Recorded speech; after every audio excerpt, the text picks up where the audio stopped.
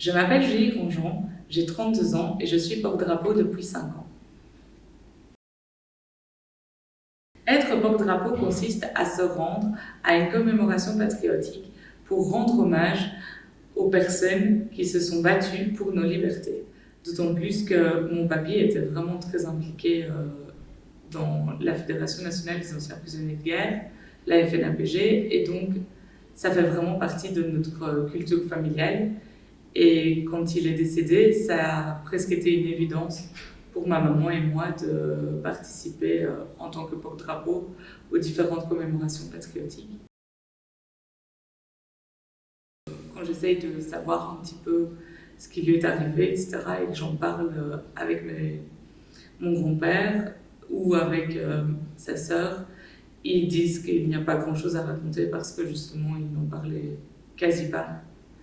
Et oui, il a vécu ça comme un traumatisme parce que ses enfants étaient très jeunes quand il a été fait prisonnier. Ses enfants avaient 2 et 3 ans plus ou moins. Et donc, ça a été très difficile pour lui d'être éloigné de sa famille surtout.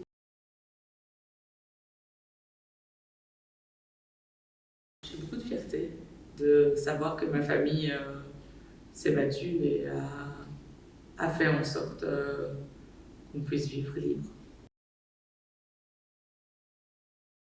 Dans les porte-drapeaux, il y a entre guillemets un peu tout. Il y a la FNC, qui est la Fédération nationale des combattants, et la FNAPG. Majoritairement, c'est ce qui est représenté sur les drapeaux. Donc, en fait, en fonction de ce qu'il est écrit sur le drapeau, on va aller chercher une personne qui est dans cette fédération-là. Donc, si par exemple on a un drapeau des combattants, ben, on va plutôt aller chercher quelqu'un qui a combattu.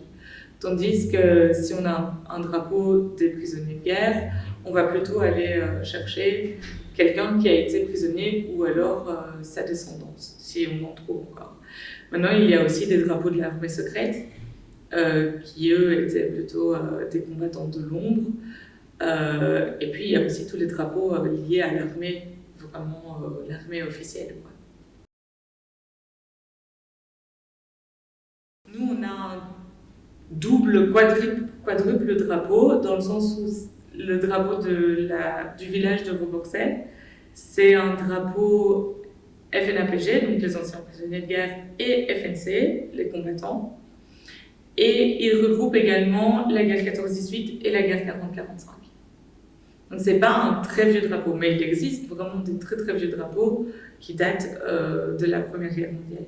Il y a encore des porte-drapeaux, souvent c'est des descendants de drapeaux de la Première Guerre mondiale.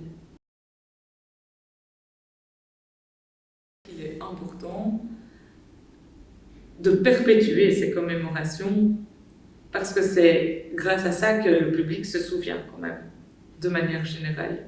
Même si on n'est pas obligé de se rendre pour se souvenir, mais c'est par la médiatisation des commémorations qu'on va continuer à avoir ce devoir de mémoire.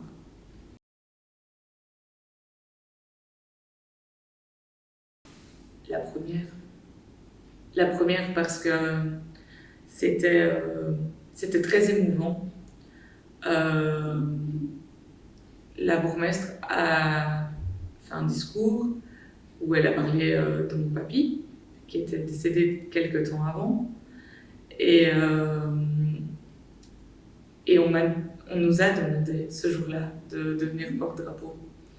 Donc au départ, maman et moi, nous partions juste pour servir le verre de l'amitié, comme il est tradition à Vaubourset après la commémoration. Et donc, on nous a dit, on est un peu, enfin, la personne qui avait le drapeau de Vaubourset ne voulait plus spécialement porter le drapeau parce qu'elle était fatiguée, qu'elle commençait à se sentir vieille. Et donc, on nous a dit, bah, vous n'avez pas envie de devenir porte-drapeau.